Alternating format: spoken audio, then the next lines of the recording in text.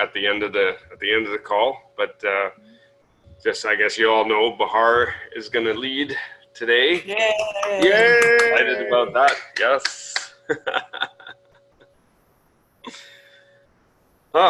Yeah. So I'll let you take over, Bahar.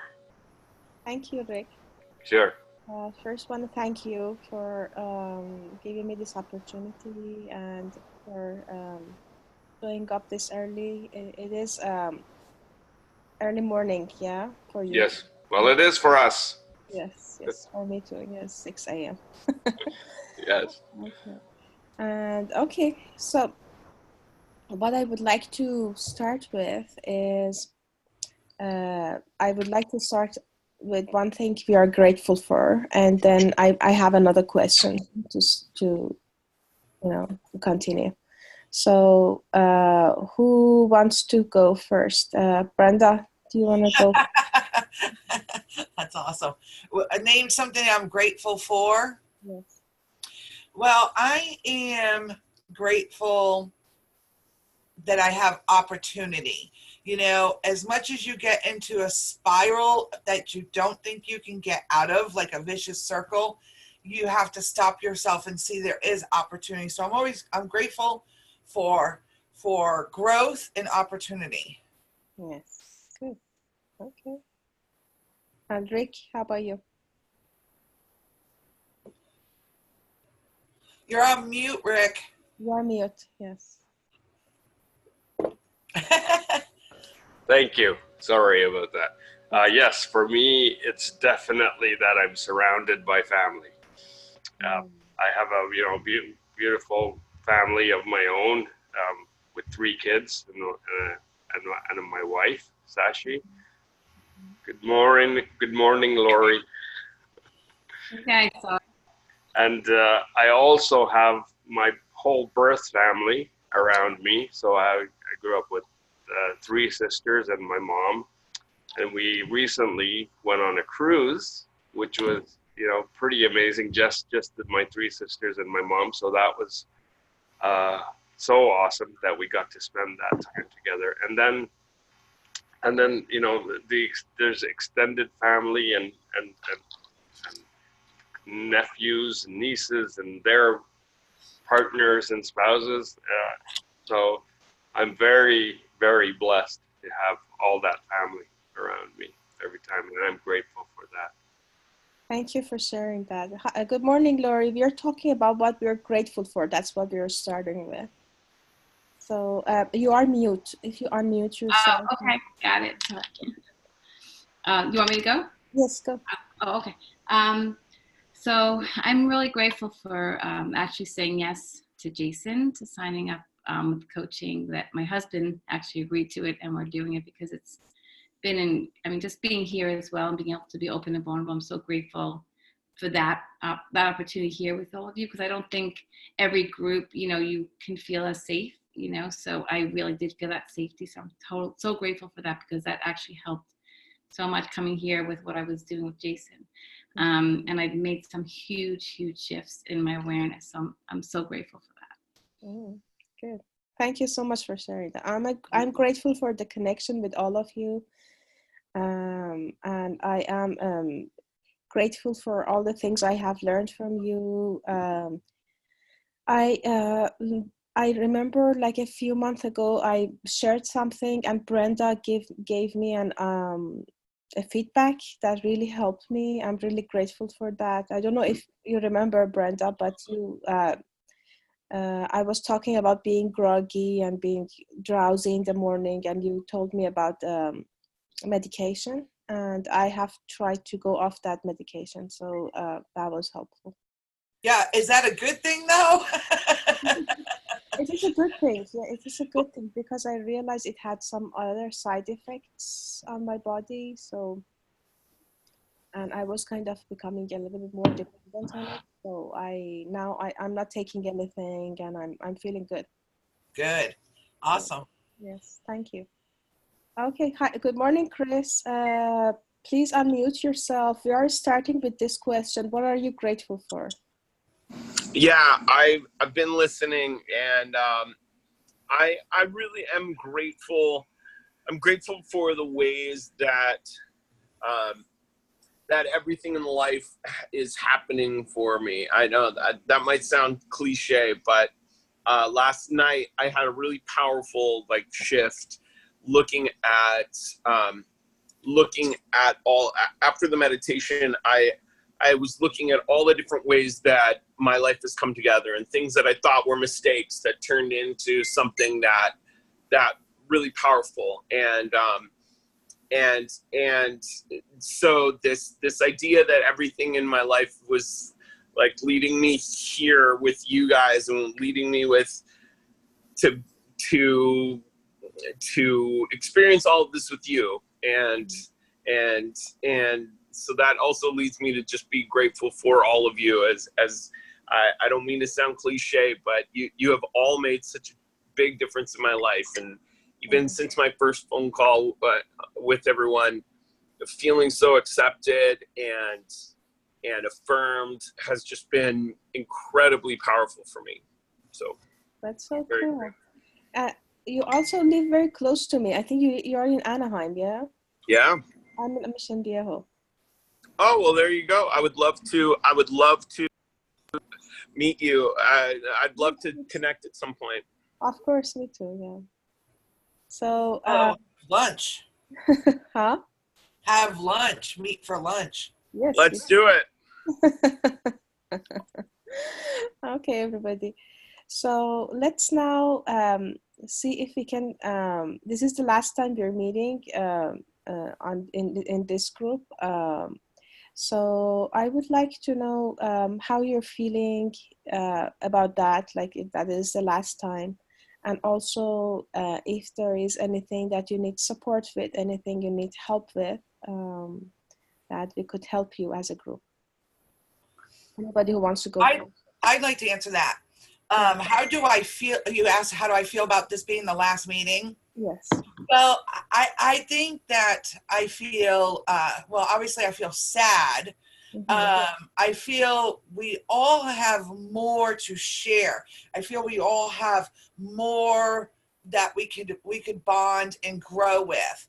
But on another note with that, like last night when we were doing Carolyn's meditation, because this is 1, 2, 3, this is my 4th one I've done. So there was a lot of people that I saw in the little pictures of the Zoom call last night of all these people I've had connections with. And it's so joyful to see them again and remember the bond that we had because of being like Lori is when we're vulnerable and we share and we help each other. So it's sad that it's our last meeting, but it's not the end. We'll see each other again. Mm-hmm. And in fact, Bahar, you're in the group with Brenda Boyd. She's a hot mess. I love her to death. We've known each other a long time. Oh, nice. Good. Okay, so anybody else wants to answer that question? Like how you feel about this being the last call? I kind of feel like Brenda, I mean, each group has its own uniqueness, and this was a really special group for me. And each group has an element that really has served me. It's like almost Carol knows where to put me, and she knew where to put me with Rick, so, and all of you, so, and then each time again, you meet and you bond. So after a while, like I'm here a year now, officially a year, 2 days ago.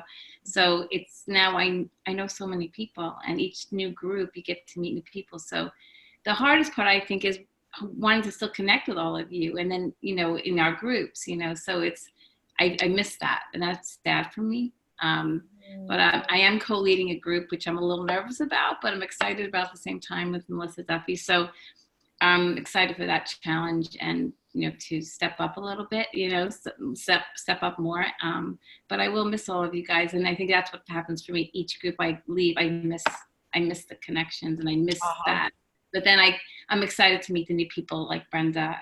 But then I see you guys on the Zoom, and we can all message each other, maybe keep our little group chat. I don't know. I hate saying goodbye to anybody, so that's one of my things. But you don't have to say goodbye. We can still. No, you know what I mean. Like our little you know, a little huddle here. I know. Meaning like, you know, we could still reach out and stuff. So. Yes, of course we can. Yeah. Okay. Rick wanted to also answer. Yeah, so for me, yeah, definitely mixed feelings. I really loved the connecting with all of you. I was really nervous in the beginning of, you know, just of leading. And I often found myself comparing to my last group where we were constantly chatting. And, you know, there was always chatter on the, well, Bahar, you were in our last group, Yes. right? And, you know, we were always, you know, connecting and talking back and forth. And in this group, oh, okay, there's less chatter. And I was sort of comparing. And then I was thinking, oh, am I not doing enough? And are we not, you know, connecting or bonding? So I had all those experiences. So I think I grew a lot from being in this group. So I'm sad to see it end, and I'm happy to and excited to move into my next group as well. And I know we're gonna stay connected.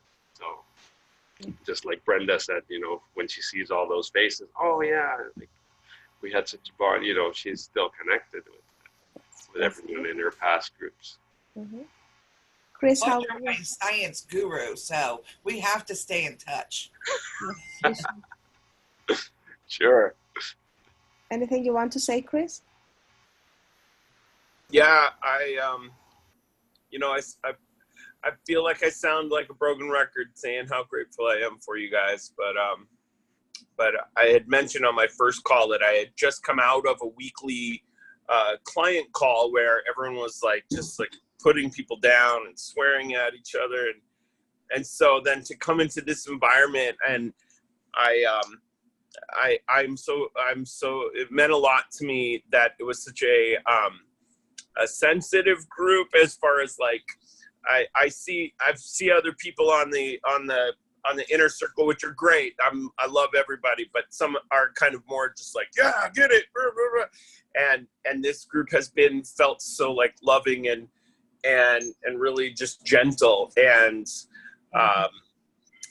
but also strong, and so I was really sad. I did not know that the groups changed every quarter, so it took me as a nice big surprise, but it's all part of the plan, I guess, so which is great. But I'm I really love you guys, and so I'm looking forward to keeping our group chat. We can even do it once a month if we wanted, you know, to reconnect.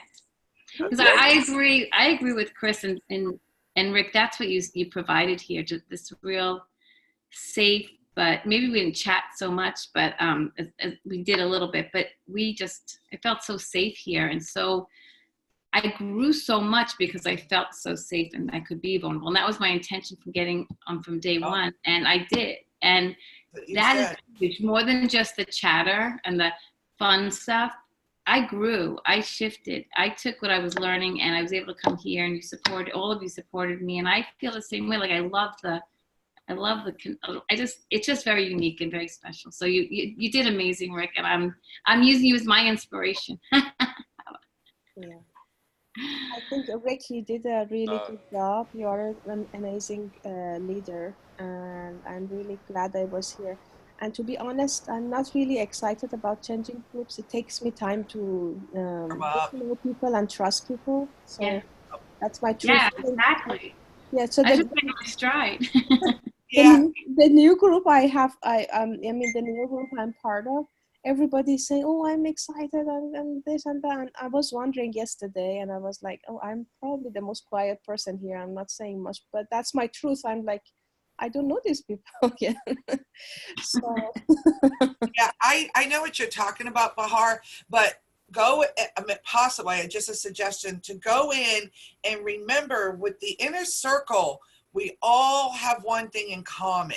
So it's a lot easier to go in with your wall a little bit down, a little bit low. And once you are vulnerable, other people will be vulnerable.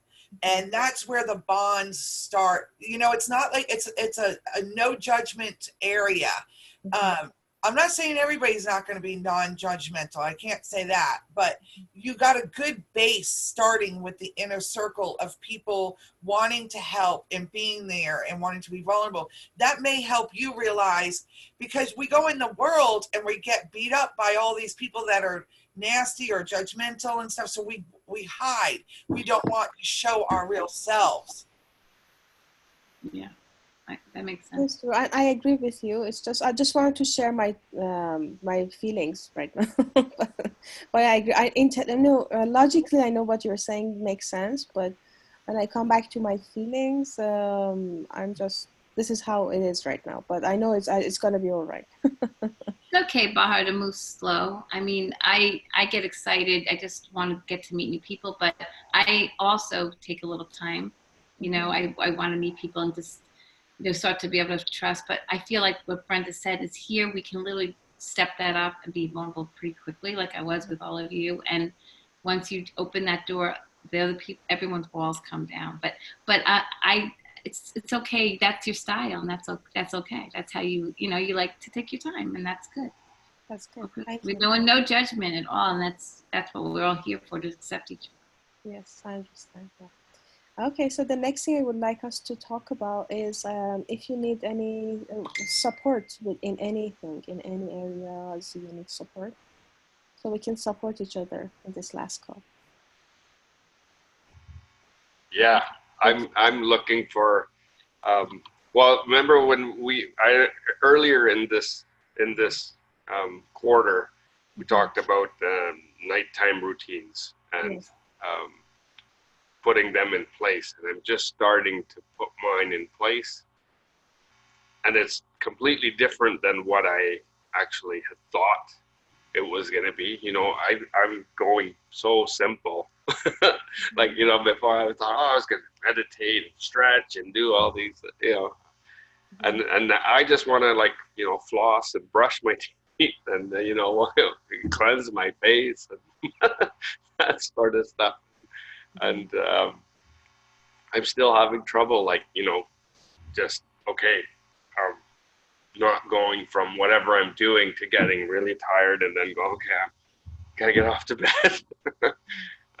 So I'm just having that, you know, trouble for, you know, take the last 10 minutes when you're still, before you get beyond that point of, you know, doing something. So you know, if you guys have any tips of Yeah. Well, I can say that I have tried that too, but it is more difficult than the morning routine in the sense that, you know, sometimes you feel really tired and you don't have energy to do anything. So mine is very simple too. Right now, what I do is I do my routine, like obviously, well, I brush my teeth and everything, but when I do it actually in my bed, like when I'm in the bed, the last 10 minutes, 15 minutes before I go to sleep, I take like 10 deep conscious breath. Do you remember that meditation, soul sync meditation? Yep. Like, you know, you use your Yes. fingers. Yep. Yeah. I do that, like kind of I take 10 conscious breath, and then I also try to repeat the parts of my DMPS I remember in my mind, like that's the next round I do. Like with each finger, I remember one thing I would like to manifest and say it in my mind. And I mean, I probably drift to sleep after that. yeah, that's a good way to drift off to sleep. Yeah, I can see that. And even if you're tired, whether you're tired or not, you can do it. Yeah, so I prefer, I mean, in order to tackle that difficulty, I think the best thing is I take it easy and I do it in the bed. Like anything I want to do, I'm just doing it as I'm falling asleep. Okay, thank you. Anybody else wants to say anything? That was really helpful for me too, because I'm like Rick.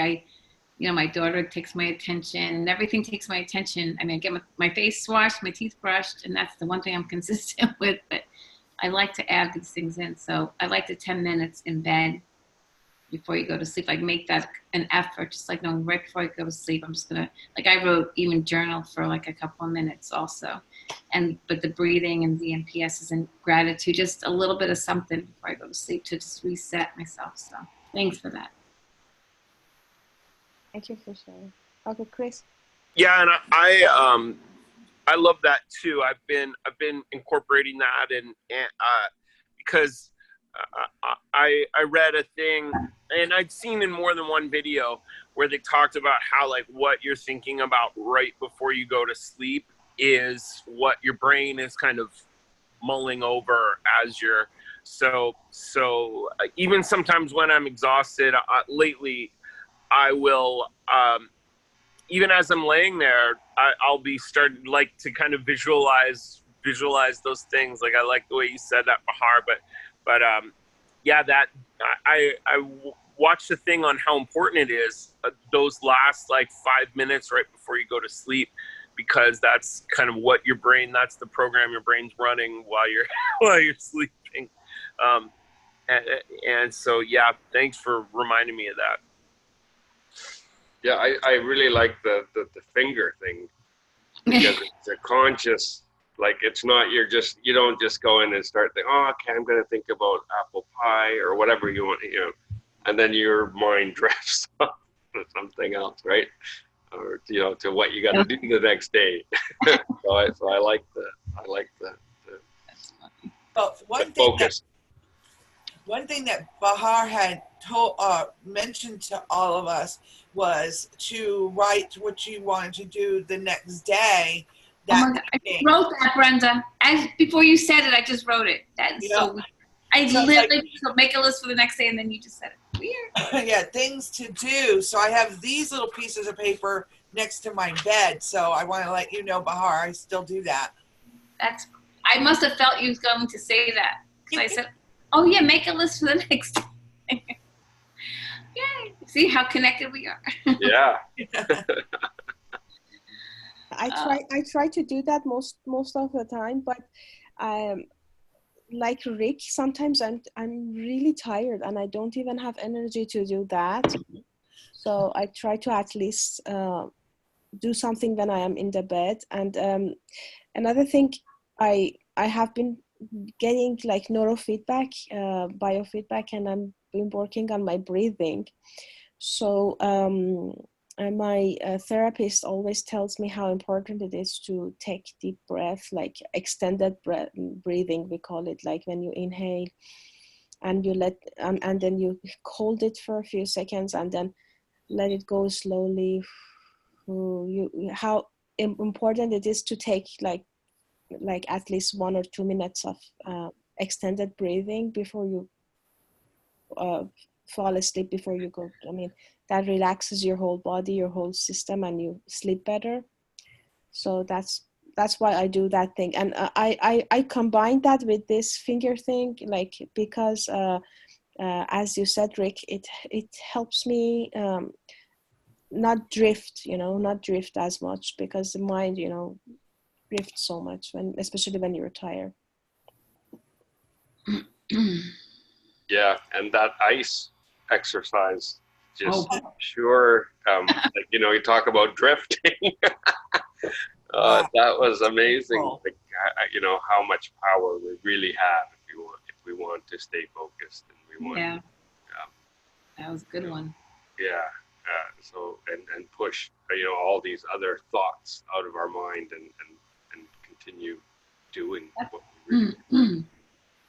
That's what I loved about it, when my hands were in there, my voice was screaming at me like, are you crazy? Get your hand, like, and the pain and the stinging. And I'm like, okay, everyone else is feeling pain and stinging, but I'm like, I was going behind my voice and just listening to it. I'm like, wow, you're really complaining a lot right now. I'm like, I guess that's so it really brought that awareness, how much our, that untethered soul, right? The voice, just watching it, stepping behind it. I took my hands out of it a couple of times. It got too much.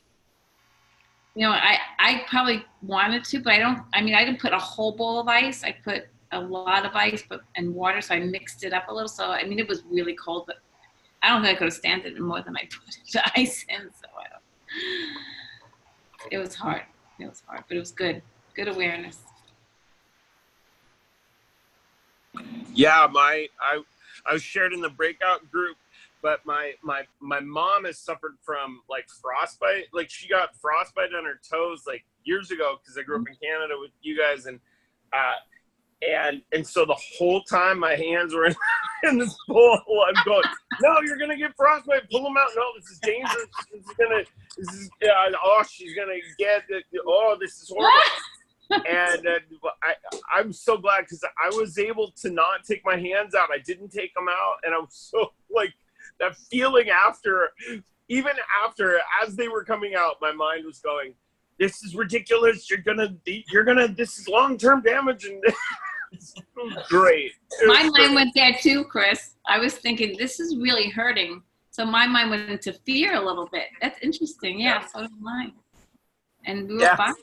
Yeah. It was so, and then I started crying afterwards because because it was so powerful that it was a great object lesson. I had never done that object lesson before, and just that is such a palpable example of how we can just overcome with our thoughts and separate. It was beautiful. Yeah. Okay, Brenda, is there anything we could support you with? I don't know, just no, just looking forward to seeing everybody, you know, on the calls and, you know, seeing your smiling faces. Okay. So, have you done any more towards hosting a luncheon or a dinner or a potluck? Yeah, it's scheduled for the 19th. Awesome. That's awesome. Congratulations. Yeah. Oh, that's so great. So Remind me, what was the dinner again? What was that for again? To introduce the Whole Foods plant-based to. Oh, that's right. Awesome. Sorry, my shirt. So are you sending invites out or you've sent those out already? And Yeah, I already. Yep. Oh, that's so great. That's Okay. Yeah, congratulations. Congratulations, yeah. Good job. Thank you. Good. Okay, how about you, Lori? Is there anything you need to I don't know if all of you realize, or I put in the chat, but my son got assaulted last week at school. I was going to ask you about that. How's he doing? Not good. He's doing really well. You know, he's 16, so you know, like I'm like, how do you feel like emotionally? I'm going into like, you know, all this stuff, and he doesn't really want to talk about it, you know. So I'm just letting him be. He seems fine, you know, but the support is like, you know, we actually met with the family. We reached out. We were going to press charges, and then we didn't because we reached out to the family, and they did respond back. Because I never even heard our phone. Like, the mom never even called me or the dad that night. I'm so sorry my son just beat the hell out of your kid. And it was unprovoked. It wasn't, he just called him out of class and asked him about a girl that Jake is best friends with. And he said, are you dating her? And he's like, I don't know what you're talking about. And he just punched him here, and then he punched him right in the mouth. And he ended up in the emergency room with 9 stitches. His whole mouth was cut open, and it's traumatizing. I mean, we all know, right? You know, so, and he's 16, and it's my baby, right? You know, it's like, so we did meet with the family, and with a lot of help and support with Jason, we just came from a place of, since they reached back out, we decided not to press charges, because pressing charges really wouldn't have done much, except if we wanted a restraining order. But then we're like, this kid's suffering as much, you know, he's probably, who knows what's going on, because he was suicidal, and all these things were happening to him. So we came from a big place of compassion. And the first thing my husband said was, how is your son? So, and of course the lawnmower was outside. So right now. Anyway, let me just put my headset on because,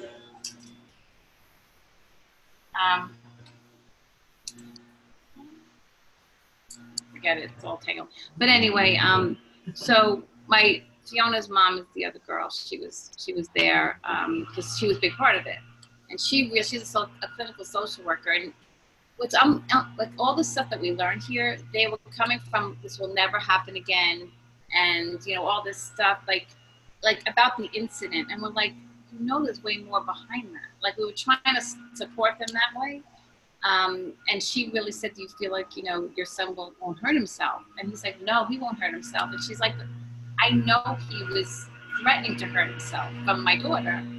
So hang on a second.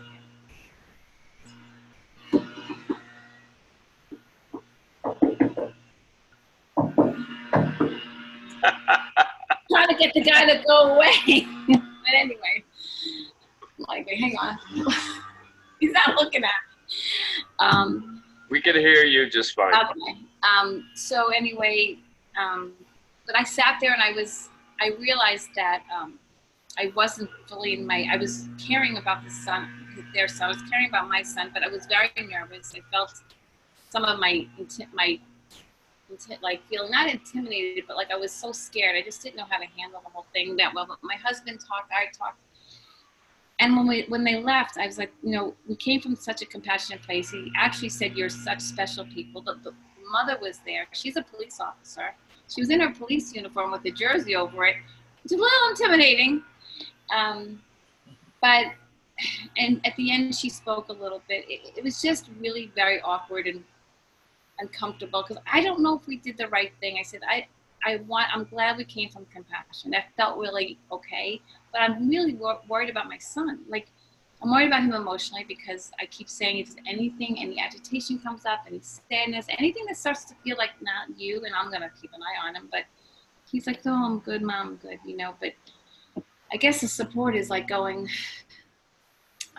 I lost my train of thought a little bit, but like, you know, I'm afraid of his safety. So you're coming from a place of compassion. And that's, instead of us coming to these parents with, your son, you know, what your son did to our son and all this, like we had our friends like literally like going, how did you handle it like that? Like I would have been in their face, your son's this, and all this anger and aggression. And we did not come from that place. We came from a very calm, peaceful place, and they appreciated it. So it was, we were hoping, the whole idea was we give them we give the compassion that this boy can feel like he's not like everyone thinks he's a monster, and that maybe this will start his healing process.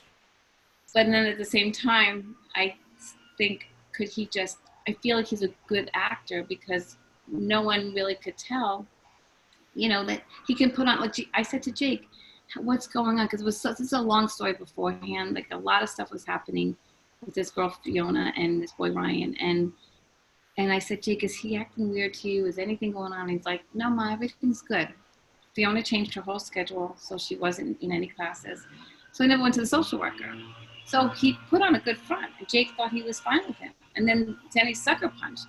I mean, there's so much more to the story. The kid ran away after he punched him. They had cops, helicopters looking for him, and it was a whole to-do. And so my fear is like my mind, that voice, you know, when the hands are in the ice and all that fear is behind there, is, okay, I was compassionate. I know this is the, you know, from our hearts, we have I have to back up. We do have a harassment complaint against him. So it's documented. Everything's documented. So we can arrest if we wanted to, but we really don't want to. But my fear, that voice that keeps going in my head is, he'll be in school, kid will have a knife and just stab him. Like that's what's going through my head. Like I'm scared about that. And I'm battling with that feeling, you know, of safety for him as trying to be compassionate. The security all over the school. I'm meeting with the social worker probably tomorrow, the next day. I would like Jake's transferred out of his classes, but I don't want to disrupt my son's schedule. But they won't transfer the other boy. It's crazy how they have to follow all these rules. So your hands are tied. If we press charges, it would have just, you know, he would have gotten probably like all upset about it, and then nothing would have happened. It really would have made a big difference if we arrested him. If he does something else, that's when. So he has to do something else to hurt somebody. So is it going to be my son? So I don't know, because he's, you know, and the parents also said they're taking him to therapy and yoga and meditation, and they're doing things. They're giving him more, you know, spending more time with him. But I don't feel like they're where we are. I don't feel like they get that he needs really, really intensive help, and that doesn't take, like, he was in therapy for 4 weeks already, and that didn't help, and he still punched my son. So I feel no control that how this state of this boy is. I don't know, and he can put on a good act. I don't know. It's it's really challenging me right now. Because it's scary. You just, you hear what the parents say, but at the same time, they could, they're trying to make it everything like my son's doing all this and we're getting him help and this incident won't happen again. And I'm like, this isn't, we know when there's pain, we all know there's emotional pain. You can't say that'll never happen again. You don't know that. And that's what in 1 minute. Okay. So that's where I'm struggling. So what I'm hearing from you is, I know I'm rambling a little bit. It's just a very emotional thing. So what I'm hearing from you is like two different parts of you sometimes being in a conflict and having a conversation. This part of your spiritual side, like, is happy that you came from a loving place. Exactly, I am. I'm totally in conflict. Yes, but there is this other part of you that is totally natural, comes from the survival mode and like wanting to protect your son and wanting to make sure that this will never happen again. So both sides are understandable. Well, I'm a therapist. So as a therapist, I know that maybe 4 weeks of therapy, it depends on the therapist, might not like, it might help a kid, but you cannot predict that he is not going to be violent. I don't know about his past and where he's coming from, or if he had any violent acts in the past, like, but something I suggest is like kind of therapy session together, all of you, like you, your son, him and maybe his parents, or him without his parents, I mean, would be fine. But to have a conversation deep from the heart, you being able to talk about your worries and genuinely ask him, with the help of a therapist, ask him, what, like, talk to him about how you feel, like how you want the best for him and everything. At the same time, how can he help you feel confident that he's not gonna hurt your son again? Like, what is that one thing that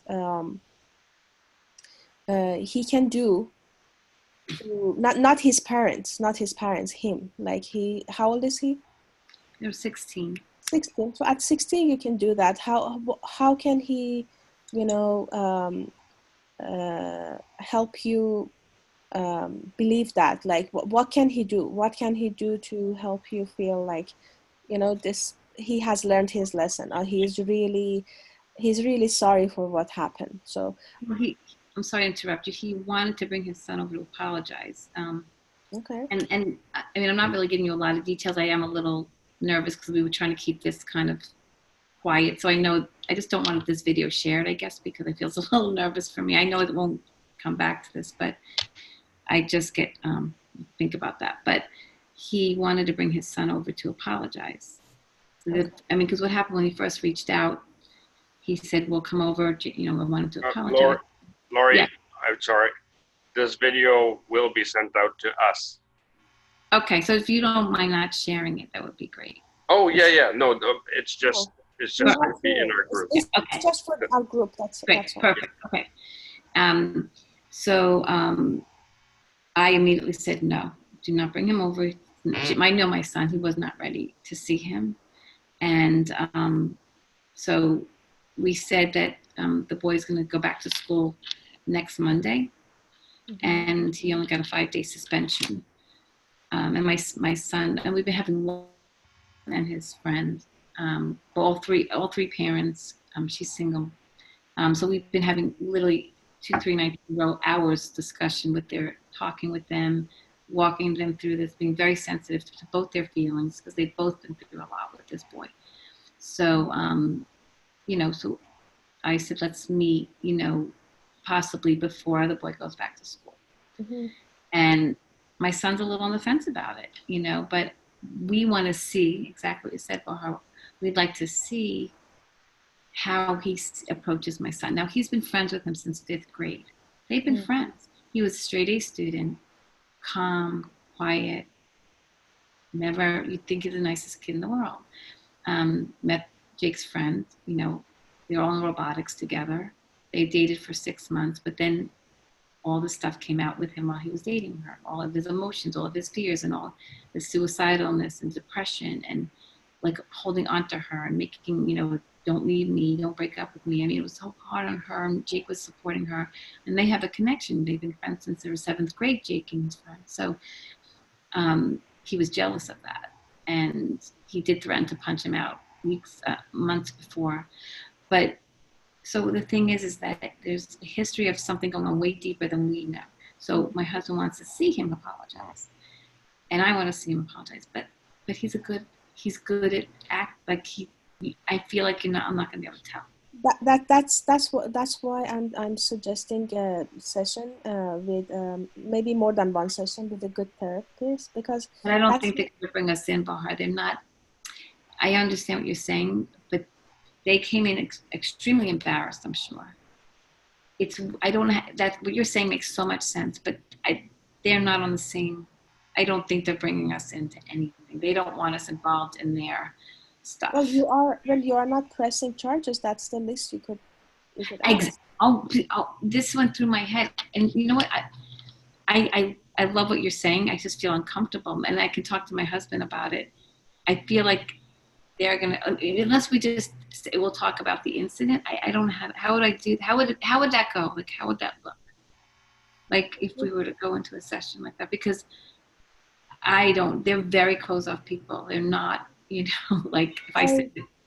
I would request a session with just the son, not the parents, the son and your son and you. Like because you can request it. You can say, I would like us all to sit and have a conversation so that we have all the emotions flushed out. It is not as just an apology, you know. Apology might come or might not come. It's just understanding of what happened. How were you? Okay. What were you like? What were you thinking in that moment? Like a good therapist can help all of this to be flushed out, so that the understanding happens. You know, if somebody a professional is there who can. Yeah. Hold on one sec. The doorbell keeps ringing. It's the lawnmower guy. He wants to know what she wanted. That to me sounds like really good advice. I don't know. It's so tough with teenage boys and all those hormones. Sorry, God. My husband was playing with the doorbell.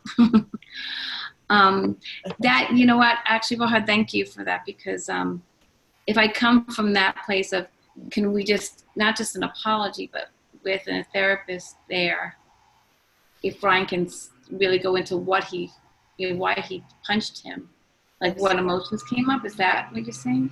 Yes, yeah. Let's come from a place of like understanding, you know, because in therapy, you know, the thing that happened is he acted the way he acted because he doesn't have enough good communication skills. If he could express his anger in a better way, he wouldn't have done that, you know. And it was premeditated though. He followed the girl out to lunch. He followed her out, confronted her. I don't really know exactly what she said about dating Jake. Then he put a group chat out saying he was going to punch Jake. No one took him seriously. Then went to 8th period and did what he did, and then he ran away. And then he went on social media saying he put him in the hospital and he only got 1 day suspension. So that was the day. It drove me, and I never heard from the mom, you know, and whatnot. But anyway, so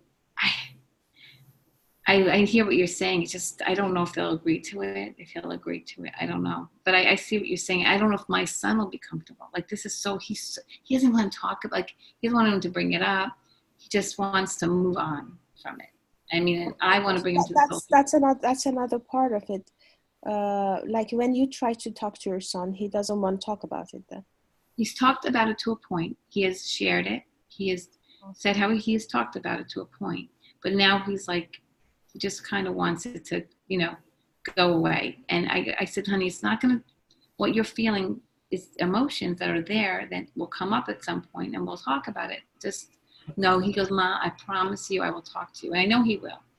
But right now I think he's just trying to feel normal again, you know, and get back to school tomorrow. And so it's hard with these boys because I don't know if they're going to want to sit and actually have a conversation. And I don't want to force it. But I see what you're saying. And I think it would be beautiful if they could do that. I just don't know how deep this stuff goes for this boy. That it really, Jake was just I feel like Jake was just the cause is there. He just became the way to let it out. You know, his real issues have nothing to do with Jake. Yeah, Even, well, before requesting that from the other family, you need to, I mean, your son should be on board with you. If he's not ready, if he doesn't want to do that, I don't recommend it. But if at some point he is ready and he wants to do that, I think that would be a good thing to do. But yeah, for the time being, I think what's important is for you to get with your fear. One of the most important challenges of parenthood, you know, is that feeling of helplessness that we cannot predict a lot of things that happen to our child or protect them all the time. And that's totally natural. Now, a part of your mind is like, what if I'm not doing the right thing? Or what if I'm not supporting my son enough? What if I regret this decision later because I haven't taken enough action? So the beginning would be to get with those feelings, that feeling of like helplessness, that feeling of like, yeah, there is really little that I can do when my son, the person who I love most, goes out there in the world. You know, this particular kid might not punch him or stab him again, but you have no control over what really happens. I know. And like with your son telling you he's fine, he may or may not be, but you got to remember that this is a 16-year-old. These are 16-year-old, very hormonal, stinky boys. You know, so they don't think the way we think. You know, you're an adult woman. And this is a 16-year-old hormonal boy. That's two different planets. You're on Mars, they're on Pluto. So sometimes coming from it from their point of view can help you get through because you don't want to project your issues on him. You know? Exactly. I mean, I've been trying to be aware of that as well. But you're right. I mean, and I agree with you 100%. I guess my adult mind has been seeing for months, because this boy's been in my house hanging out here for months with, you know, all their friends, seeing him depressed. We went to the beach. We've been doing things. He's been part of, you know, doing things with our family. I'm seeing him depressed, seeing this whole state of mind that I know there's his whole family life. There's a lot going on there. So this has been building for him. So it's being triggered by the hormones of liking a girl, wanting the attention from her. She's saying, you need help. I can't be with you. You know, I'm only 15, 16 years old. And he's not buying that. And he's looking at Jake as a threat. So that's the outward picture. But the inward picture is, so I get that. But I keep going back to the inward picture of, is he really getting that support? And I can't control if he is or he isn't. So is my son still going to be that, well, I'm going to get my target? How do you feel? And how do you feel when in that point, when you feel like there isn't much I can do, there's not much I can do to help this boy, because he's not my son. Even if he was my son, I mean, it would be, I mean, it is literally about your own son. So how do you feel about that? Wait, say the question again. So what is that for you on the inside, that you don't feel enough control? Like, as you said, like you wanted to be able to do more for this boy, but it seems like there isn't enough. I mean, you don't have enough control over this situation. All I could do is what we did, right? So all I could do is what we did. So what I feel is I don't like not being in control of all things in my own life. Now I'm my son. So I realize I have to go into that, like you said, and let go, be present, and not attach my. I have to. This is definitely triggering for me, and I have been working on it. What's coming up for me and my wound. So and my fear of not control and fear of getting hurt and can't controlling that. So that is coming up, and I have been working with that with Jason, but it's still there, but I do have to, like you said, I still have to keep working on that because that is a big piece. It's my husband's like, we got to take it one day at a time. We have to do everything we can do on our end, with social worker, with the school. We're going to meet with the family in a month, we said we would. And I have to get with that feeling, basically. So, And that's not an easy feeling. No. Ego, that's because ego wants to be in control all the time, and when you don't have control over,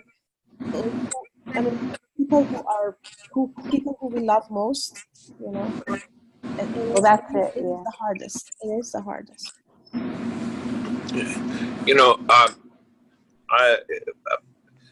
Lori, I recently, by the way, my heart's been just breaking for you through all this. I've recently been starting to read that book, not The Untethered Soul, but his other book, The Surrender Experiment. I just finished it. I've had a bunch of other large things going on in my life, and this idea that I don't have control, and so I don't say this in any kind of a trite way or in a Band-Aid kind of way, but really I've been working on that concept that things are going to unfold how they're going to unfold, and often it unfolds in such a beautiful way that I could never have conceived. I could never have imagined that my action towards some pain that happened in my life would then lead me to something else that caused something beautiful, or that would work in me a muscle that I needed down the road to really make a giant difference in somebody's life. So I've been working on that thing where resting in that peace that the picture, that the massive picture, the tapestry of it all is being written and is unfolding in such a magical, beautiful way. And so, and again, I don't say it in a trite way, but just in this way of that's where the ice thing was, just going, okay, and I know that you're doing that, but I wonder if that helps too, in just a larger sense of I know how scared I am about things in my life that I can't control, that are happening outside of my control, and realizing I can't even imagine how the stakes get raised when it's a child and it's something that you love so much and then can't control. But in a larger sense, in again, not in a trite way, but just this understanding that it's going to unfold how it's going to unfold, and that trust. Well, what you're saying is really just reminding me, because I just finished it, and my husband was in the middle of listening to it when he was driving to Massachusetts, and I called him and said, Jake just got hit. He was in the middle of it. So we talked about it, but what you just did, I slipped out of that. Even with the ice last night, I slipped out of that complete mindset. Even though we've talked about it, within overnight, I could forget about it and just be. So thank you for the reminder. Thank you for that reminder, because.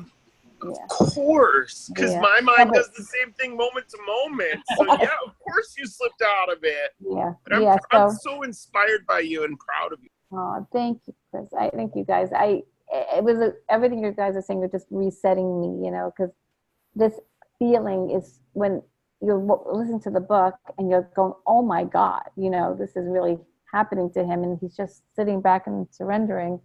Now I'm in that where I have to sit back and surrender. I'm being challenged by the universe right now. So You are. That's your test. yeah, no, it is. And I'm so glad I was able to share with you guys today, because it definitely gave me that mindset of let myself feel what I'm feeling and let it flow and not resist it and not judge it and just put the love around it and just take a breath. So thank you. That was really helpful to listen to everyone's all The your other advice. thing I would do is I would Google, if you haven't already, I would Google, the boys like 16 and 17, 15, 16, 17-year-old, and what they're going through, so you can come from another understanding of, the boy that's got depression and your son's, what your son's going through. That way you can come through with a little bit more understanding of where they're at. You got to meet them where they're at. And Rick's got a couple of boys. Maybe he's got some advice. First of all, thank you. I want to hear from Rick, but thank you, Brenda, for that other piece, because yes, I didn't do that.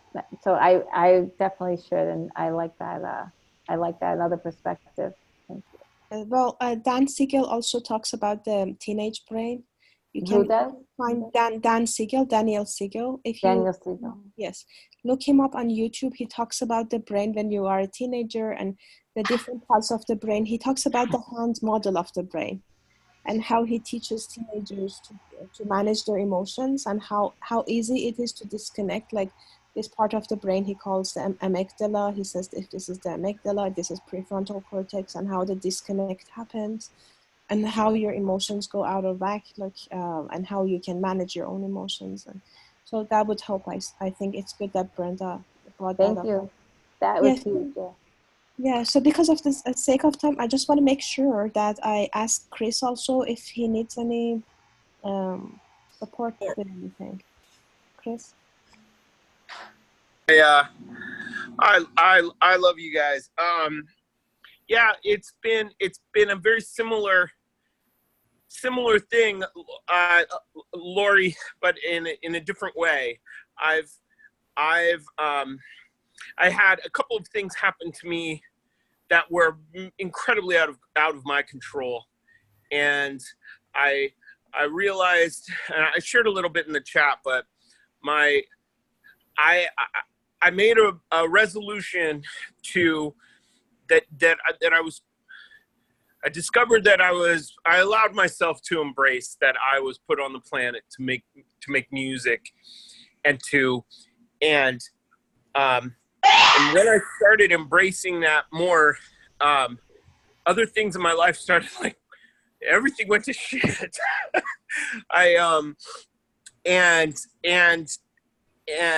So specifically this week, my housing situation, like I'm sleeping on a couch, and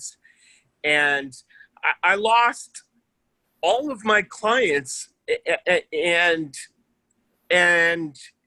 none of it because I wasn't doing a good job. It was just like, again, these things that were like incredibly out of my control. There was a new GM, and he had a different direction he wanted to go with somebody else, and that kind of thing. And so everything essentially of the last little while that I had kind of pinned my identity on, I kind of got stripped away. And I oscillate between being in an incredible place about it, where I just, that sense of it's going to unfold how it's going to unfold, and then this like sheer terror of like, how did I end up in this place? And so yeah. So anyway, and a lot of embarrassment. It's funny because I that's probably one of the things that I've been dealing with the most, is like embarrassment of just not wanting to share those things in my life with people, because I don't like that I just turned 41, and I never in a million years thought that I would lose everything in such dramatic ways. And so I appreciate the love and support. Thank you for sharing with us. Thank you for sharing with us. And I know from my own personal experience that how hard it is to build your identity around something and then lose it. I've been a therapist for a long time, but there was a time that I couldn't practice, and I had to change my job. I was in a very difficult place financially, and so I can relate with you on that. And also my brother is a musician, he's a composer, and his purpose in life is also to make music. He has his own style, but he is very unique in what he does. But he has financially suffered. Now he has stepped into his power and saying that, I was put in this planet to compose. So I know about the challenges of doing that, because it is not an easy thing to, being a musician, it's not easy to make a living doing that. So I really, my heart goes out to you. I understand how hard it is. So yeah, I agree with Bahar. Yeah, it is difficult. But Chris, so we can only fill in the pieces from what you tell us. Are you in a safe place? Are you in a safe position? Oh yeah, my parents live in Anaheim, so they were like, hey, we don't have a room for you, but you can sleep in the couch in the office till you, so it's been about 2 weeks. So I've been over there. Okay, so you're not on the street, so that's No. good. Okay, so you're at your parents' house. God bless that you have parents, right, that are still living and can help you. So would it be safe to say that you're essentially, starting from ground zero? Are you in a position where now you can create? Yeah, and that's where I've been going, is that in one sense I am starting from ground zero. Like I had built up a really great marketing and social media business over the last couple of years, but it was making me miserable, and I hadn't intended for it all to disappear, but then it did, which is great. But in one sense, I'm starting from ground zero. In another sense, like, I've never been more equipped to start again, and so yes, to answer your question, yes. Seems like the universe is like the surrender experiment. I feel like I'm listening to that book right now. Honestly, Chris, I have to say that because there's something beautiful and magical waiting for you, because I don't know how many, all of you listen to your song, but I can listen to it 10 times in a row every day. It really, really touched me. And I'm not just saying that I literally wrote to you that should be played at a Tony Robbins event. That's how I saw it. That I could see Tony bringing you on stage singing that song. Yep. Please share that. I haven't listened to that. I'd like to listen to Oh my God. I have it saved. I have it saved in my reading list so that I can listen to it every day. He can bring you out instead of Pitbull. You guys are both bald. Yeah. 305. And listen, I understand coming from that fear, because I'm feeling it too in a different way, like you said, but surrendering and knowing that God has us. Like, and I feel like I'm just connecting right now, like God has us, right? We're both terrified in different ways. So God has us, and surrendering and knowing now that you're safe at your parents' house and using your skills with marketing and all that to promote yourself. Yeah. I mean, like oh my God, I got chills. I feel like it's like you're going to, like, a year from now, be like, do you remember that phone call? Now look where I am, But I get, like you said, I get it. And you're inspiring me to surrender right now, because I see the beauty in what you're doing, and you're surrendering, and how the universe is presenting all this for you, which is inspiring me at the same time, saying it's presenting it for me as well in a different way. And this is what life does. And if we let ourselves surrender and let it flow, life will give us and support us. So I think God gave you that book for a reason to read. Yeah, and I, and and if I can just say that, like, during that time when everything was going, when is when I wrote that song. When I sat there and I would and everything inside me wanted to just like, okay, go and do other things. I sat down and very specifically was like, okay, well, I want my life to look like this, and I'm going to focus on what I want it to look like. So. And now it's starting the process of breaking down to build back up, I guess. Right? Yep. And you're still very young. Well, I appreciate it, and I wanted to also say thank you for saying that you saw it at one of the Tony events, because that's actually what I've been visualizing, and I'm hoping to share the bald head stuff with Pitbull, but I wanted to say that I appreciate that, because that was what I was visualizing. So. And I felt it. I literally wrote that in the chat because that's what I saw. And that's what I literally felt myself sitting at a Tony event with you singing that song and everyone just being so inspired and so, whew. Thank you. So it's coming through, the energy's flowing. I also echo everything that Lori and Brenda and Bahar are saying. I saw that as well. You at the Tony event, but I also just have this feel that everything is breaking down to build something new. You gotta, all that you're creating the space for that newness to come, right? So I really feel that.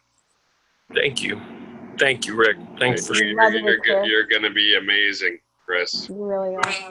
And don't forget us first. Oh, you are amazing. Sorry. We want front row seats at that event. Good deal. Thank you, everybody. So, Rick, I think we're out of time, but whatever you want to do. Okay. So, Bahar, we didn't get to you. Do you want to give us a quick 2 minutes? Okay. No, I'm okay. Thank you. Okay, yeah, we are over time. Lori, I have some comments after hearing more details about your situation. I think I'll put them in the chat. If that's okay. Yeah. Awesome. Thank you. Yeah. So I encourage everyone to continue using the chat. If anybody ever feels they need a call, but just throw it in there and we can do a call. Chris, I'm worried about you. I think it's a difficult time. It's hard transitioning. Yeah, we can keep each other updated and supporting each other in the chat for sure. Sure will. I sure will, and thank you. Thank you, Brenda, and also obviously that what I shared is not something that I just like Lori earlier. It's not something that none of that information is stuff that I'm sharing too publicly. But Brenda, I appreciate that, and I do want to say that I am okay. Like I'm in that other gratitude sense, like. I'm okay, so I appreciate that. But I'll keep you updated. Okay, good. All right. I want to thank all of you for being here every week. It's been wonderful, connecting with all of you, and I love the way you guys opened your hearts and opened your souls and just supported each other so nicely, so well, so with so much compassion. I loved it all, and I do want to acknowledge Todd as well, who's not on the call, but I think he really stepped up. Yeah. Yeah, he did this quarter. Yeah, got into action, and I see all of that happening for all of you. So yeah, thank you very much for all your support for me, and I felt so supported and blessed here in this group. So thank you very much to all. I thank everybody here also. Yeah. Thank you all. This has been really a great 3 months with you. I love you all. We'll just say see you later. Yeah, we'll see you later. Yeah. Thank you, Bahar. Thank you, Brenda. Okay. Thank you, everybody. Thank you, Bahar. Rick, Bye. Linda. Bye-bye. Love you guys. Bye. Love you guys See you too. later. Thanks very Love much. you guys.